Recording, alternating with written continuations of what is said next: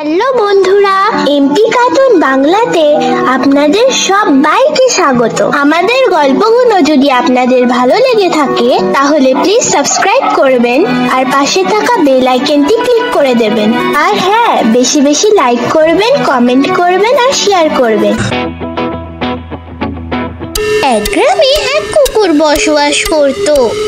সেই সব সময় কিছু না কিছু খাবার জন্য ঘুরে বেড়াতো। কেন কিনা সে খুবই লোভী ছিল।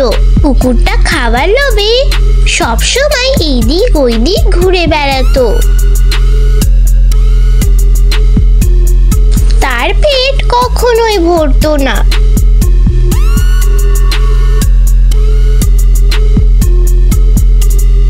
হঠাৎ একদিন কি হলো, সে ওই রকমই আজও খাবারের জন্য ঘুরে বেড়াচ্ছিল, কিন্তু আজকে সে কোথাও খাবার পেল না।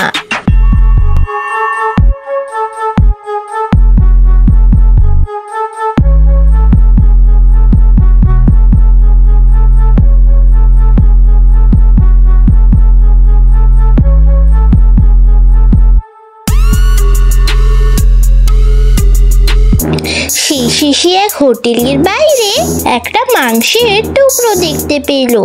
সে তখনই তাড়াতাড়ি করে মাংসটা মুখে তুলে নিল। আর সে ভাবতে লাগলো, দূরে কোথাও গিয়ে একা বসে সে এই মাংসটা খাবে। সে একা বসে মাংসের টুকরোটা খেতে চাইছিল, তাই জন্য সে তাড়াতাড়ি মাংসের টুকরোটা নিয়ে পালিয়ে গেল।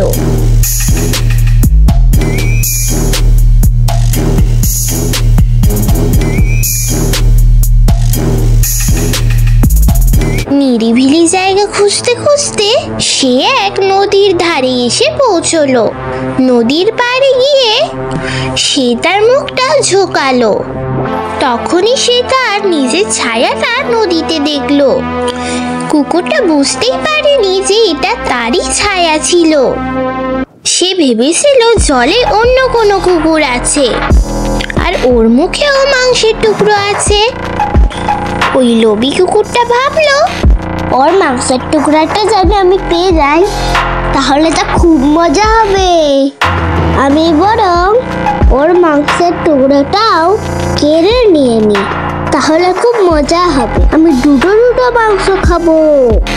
তখনই কুকুরটা খুব জোরে চেল্লাতে লাগলো, আর তখনই তার মুখে থাকা মাংসের টুকরোটা নদীতে পড়ে গেল।